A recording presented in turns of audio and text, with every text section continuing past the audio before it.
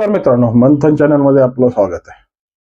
आज जरा तुमच्याशी व्यापक स्वरूपात बोलायला आलोय. थोडी चर्चा नेहमीच्या टोन पेक्षा वेगळी असेल. मित्रांनो, आपल्याकडं एक म्हण आहे, बेगानी शादी में अब्दुल्ला दिवाना. बेगानी शादी असते म्हणजे बेगानं लग्न असतं आणि लग्नाची वरात अशा पद्धतीने सजलेली धजलेली असते आणि त्याच्यात अब्दुल्ला हा दिवाना असतो. सध्या माजलगाव मतदारसंघाच्या आमदार माननीय प्रकाशदादा सोळंके यांची अशीच परिस्थिती आहे. मग बेगानी शादी में अब्दुल्ला दिवाना असं म्हटल्यानंतर खूप जणांच्या भवाया उचकतील, नेमकं काय म्हणायचं याला. पण वास्तविकता दाखवतोय बघा. आता हळूहळू या व्हिडिओमध्ये तुम्हाला त्या सगळ्या प्रक्रिया समजतील. खऱ्या अर्थानं प्रकाशदादांनी जेव्हापासून माजलगाव मतदारसंघामध्ये धारूर तालुका हा विलीन करण्यात आला आणि हा विलीन करत केल्यानंतर या तालुक्याचे प्रश्न हे आमदारांनी सोडवायचे असतात. ते रस्ते असो, इथला विकास असो, इथल्या प्रशासनिक प्रश्न असो, ज्या काही बाबी आहेत त्या आमदारांच्या अखत्यारीत येतात. आणि या अखत्यारीत आल्यानंतर सगळ्या गोष्टींवर जसं एक कुटुंब प्रमुखाचं लक्ष असतं, तसं आमदार साहेबांचं लक्ष या गोष्टीवर असणं गरजेचं आहे. पण उलट होत आहे. आमदार साहेबांनी आल्यापासून ज्या काही आयतं मिळालं त्यावरच यांनी रेघोट्या ओढल्यात. नशिबानं जे शेवगाव ते पंढरपूर दिंडी मार्ग म्हणून माननीय गडकरी साहेबांनी मान्य केला, तोही रस्ता व्यवस्थितपणे आपल्या मतदारसंघातून नेण्यास असमर्थ ठरलेले आमदार. तसं त्यांना माजलगाव शहराने याचा प्रसाद दिलाय.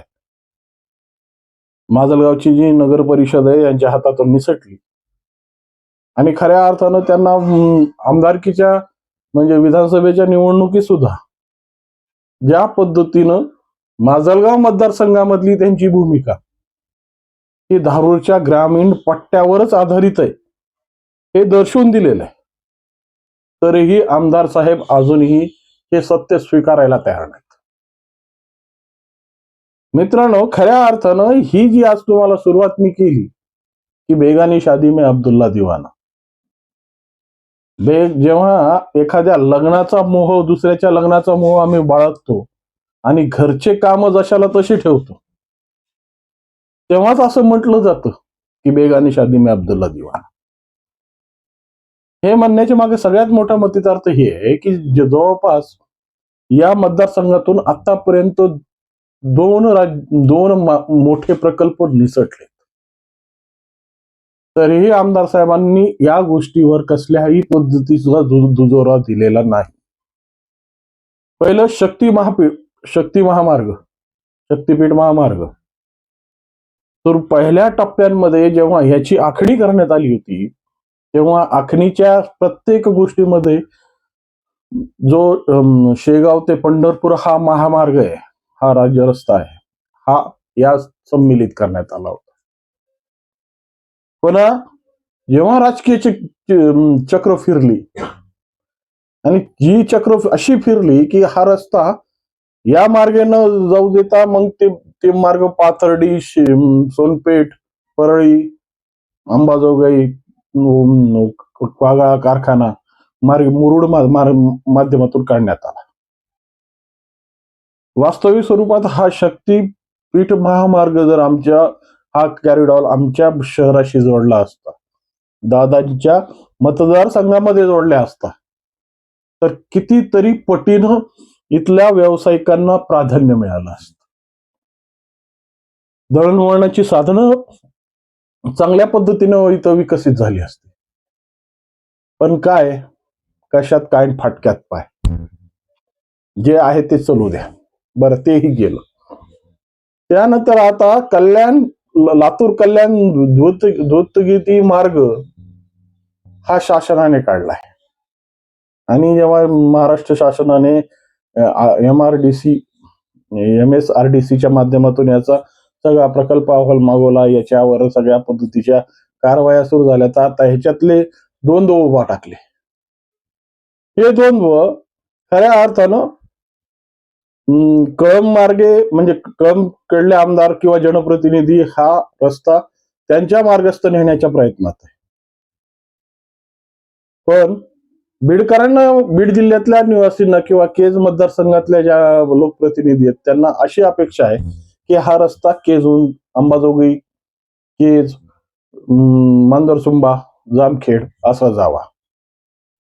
वास्तविक स्वरूपात त्यांची रस्ता मागणी, त्यांनी त्यांच्या पद्धतीने मागणी करावी. कारण की प्रत्येक नागरिकांचा किंवा प्रत्येक लोकप्रतिनिधीचा अधिकार आहे की आपल्या भूभागाचा, आपल्या विधानसभा, आपल्या मतदारसंघाचा कशा पद्धतीने विकास होईल. पण आमदार साहेबांनी जे पत्र काढलंय, माननीय प्रकाश सोळंके साहेबांनी, की या रस्त्याला याच मार्गे जाऊ द्या. मग तुम्हाला प्रश्न पडला असेल की यांनी मग पत्र काढलं तर मग तुमच्या पोटात का दुखतं? दुखल ना हो साहेब. जवळपास 15 वर्ष या मतदारसंघाचं प्रतिनिधित्व करणारे आमदार साहेब अजूनही आमच्या लातूर संभाजीनगर हा रस्त्याच्या संदर्भात काही करू शकलेले नाहीये. आज धारूर ते वडवणी हा रस्ता ज्या परिस्थितीत पाहायला मिळतो त्या परिस्थितीत जिल्हा परिषदचा एखादा मोडका थोडका रस्ता ही तरी बरा. पण आमदार साहेबाला काही घेणं देणं नाही. आमदार साहेबाला जेव्हा धारूरला येतात आणि त्यांना वडवणीला जायचं असेल तर ते मस्त चोरंबा, चारदरी, कोटरबन या मार्गे जातात.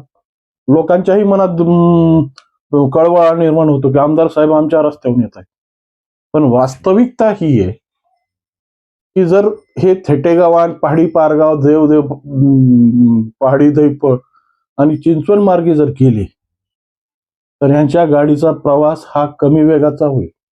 कारण की या रस्त्यात खड्डे तेच एवढे आहेत ना की या खड्ड्यामुळं गाडी चालवणं काय, तुम्हाला सांगतो, बैलगाडी चालवणं मुश्किल आहे. पण कुणाला काय, आम्हाला बेगाने शादी में अब्दुल्ला देवाना व्हायचंय. आम्हाला लातूर कल्याण हायवे मध्ये इंटरेस्ट आहे. हा इंटरेस्ट ज्या पद्धतीचा आहे त्या मतदारसंघातल्या लोकप्रतिनिधीला लाभ. अहो आमच्या ह्याच्यातलं काय आहे बरं हे सोडा. कल्याण निर्मल हायवे म्हणजे जे